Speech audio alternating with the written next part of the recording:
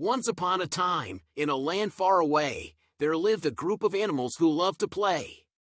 They had a beautiful garden where they would spend their days, playing and having fun in so many ways. One day, a new animal moved into the garden. It was a little rabbit who was shy and scared. The other animals didn't know what to do. They had never seen a rabbit before.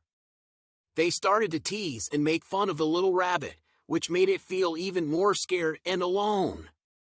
But then, a wise old owl who lived in a tree nearby saw what was happening and decided to intervene.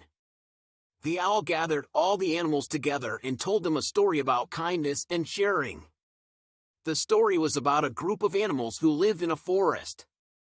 They were all different, but they all shared one thing in common: they were kind to each other. They would share their food, help each other when they were in trouble, and always be there for one another. The animals in the garden listened to the story and realized that they had not been kind to the little rabbit. They felt ashamed and wanted to make it right. They went to the rabbit and apologized for their behavior. They invited the rabbit to play with them and showed it all the fun things they could do together. From that day on, the animals in the garden learned the importance of kindness and sharing. They would always be there for each other, no matter what.